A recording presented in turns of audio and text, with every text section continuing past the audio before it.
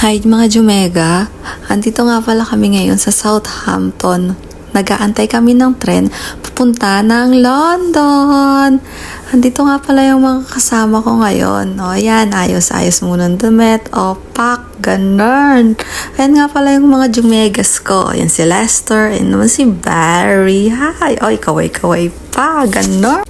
At ayun na nga mga Jumegas, nakasakay na nga pala kami ng tren. Hindi ko na na-videohan yung pagsakay namin kasi nagmamadali na rin talaga kami. Kitang-kita nyo naman yung excitement namin papuntang London. Bali mga Jumega, yung travel time namin from Southampton to London is nasa 1 hour and 20 minutes. Talaga sobrang excited talaga kami.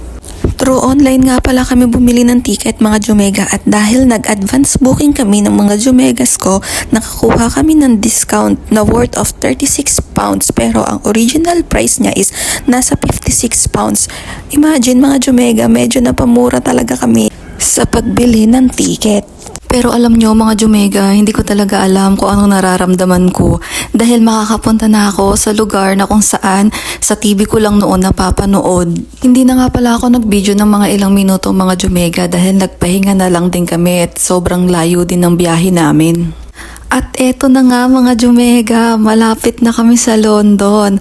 Nakikita nyo ba yung bilog na yan? Ayan o. Final stop. This is London Waterloo. Change here for London Underground services. If you see something that doesn't look right, speak to a member of staff or text. Naglalakad na nga pala kami ng mga Jumegas ko papunta sa loob ng mismong train station. Ito nga pala mga Jumega ang loob ng London Waterloo Station. Grabe mga Jumega, ang laki ng terminal train station nila. Parang nasa terminal ng airport ka lang.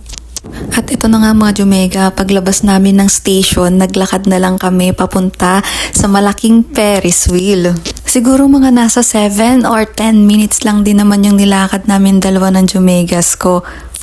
Kasi sayang naman mga Jumega kung mumamasahe pa kami at sobrang lapit lang din naman kasi. Bago nga pala kami pumunta dito sa London, nag-research muna kami para hindi kami maligaw. At ito na nga mga Jumega, nakikita ko na ang tinatawag nilang London Eye. Iba talaga yung kilig na nararamdaman ko dyan mga Jumega. Hindi tayo naalakad sa likod.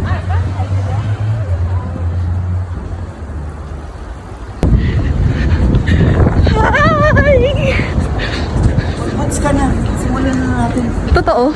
Narinig nyo naman mga Jumega kung paano ako kinilig.